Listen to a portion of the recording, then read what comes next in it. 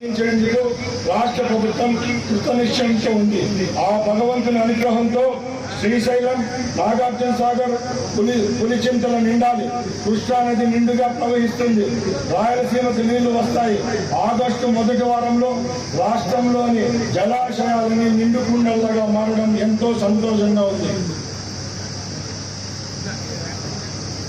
జిల్లాలోని పెద్ద మరియు మధ్య తరహా ప్రాజెక్టులకు హెచ్ఎన్ఎస్ఎస్, వెలిగల్లు, పింఛ, ముదిరేడు రిజర్వాయరు మరియు చిన్నమండ్యం, రామాపురం లిఫ్ట్ ఇరిగేషన్ సంబంధించి వివిధ దశలుగా పురోగతి ఉన్న పనులను వేగవంతంగా పూర్తి చేయడానికి తగు చర్యలు తీసుకోవడం జరుగుతుంది.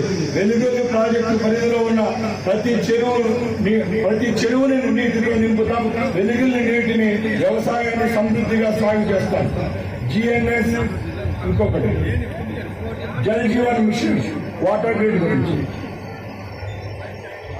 జల్ జీవన్ మిషన్ పథకం కింద శాశ్వత నీటి సరఫరా కోసం గ్రామీణ ప్రాంతాల్లో 93 కోట్లతో చేపట్టిన పనులు ప్రగతిలో ఉన్నాయి.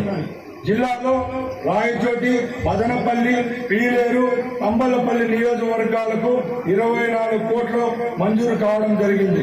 వాటర్ గ్రిడ్ పథకం ద్వారా ఆయా నియోజకవర్గాల్లో 3900 నివాస ప్రాంతాలకు 55 ఎల్పిసిడి శుద్ధి తాగునీరు నీటిని ఇంటికి కుళాయి ద్వారా ఏర్పాటు చేయడం జరుగుతుంది.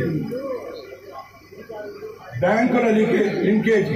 ఈ పథకం కింద గ్రామీణ, పట్టణ ప్రాంతాల్లో ఉన్న మహిళా సంఘ సభ్యులకు తమ జీవనోపాధికి మెరుగుపరుచుకునేకోవడానికి ఈ ఏడాది 1228 కోట్ల బ్యాంకు రుణాలు అందించడం లక్ష్యంగా ముందుకెళ్తున్నాం.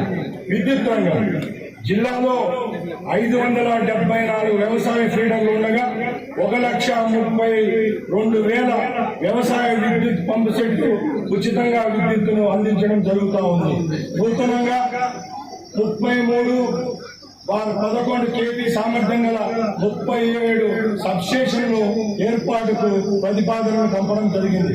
ప్రధానమంత్రి సూర్యమస్ బిజిలీ యోజన పథకం కింద సోలార్ రూఫ్ టాప్ అమర్చడానికి గృహ విద్యుత్ వినియోగదారులకు 3 కిలోవాట్ల వరకు 78,000 రాయితీ అందించడం కూడా జరుగుతుంది.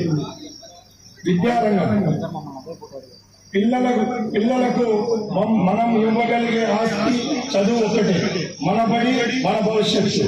డాక్టర్ సర్వేపల్లి రాధాకృష్ణ విద్యార్థి మిత్ర, డొక్కా సీతమ్మ మధ్యాహ్న బడి భోజన పథకం తదితర కార్యక్రమాల ద్వారా ప్రభుత్వం పాఠశాలల్లో విద్యా నాణ్యత ప్రమాణాలు మెరుగుపరిచేందుకు ప్రభుత్వం చర్యలు చేపట్టడం జరుగుతుంది. 2025 సంవత్సరంలో జిల్లాలో 2181 ప్రాథమికోన్నత పాఠశాలలో, ఉన్నత పాఠశాలలోని 1,37,000 మంది విద్యార్థులకు విద్యా కానుక కిట్లను అందజేయడం జరిగింది. వైద్య రంగం.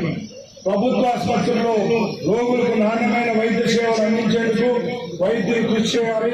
అలాగే సేవల దృక్పథంతో వైద్య సేవలకు మెరుగుపరచాలి.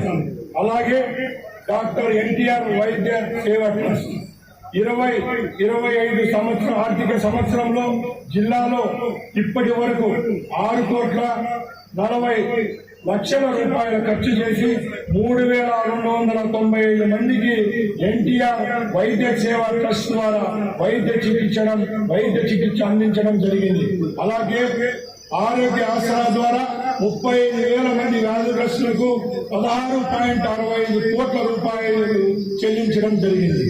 ఉపాధి హామీ పథకం 2024-25 ఆర్థిక సంవత్సరంలో జూలై మాసాంతరం వరకు నిర్దేశించిన 60 లక్షల పని దినాలకు గాను 53 లక్షల పని దినాలు కల్పించడం జరిగింది.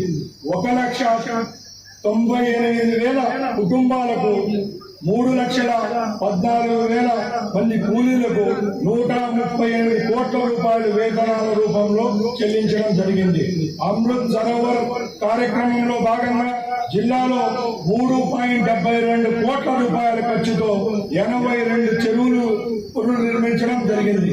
ఈ ఏడాది 3,540 ఎకరాల్లో ఫ్లోరికల్చర్, హార్టికల్చర్ మరియు మోరింగ్ బండ్ ఫౌండేషన్ కొరకు దాదాపు 37 కోట్ల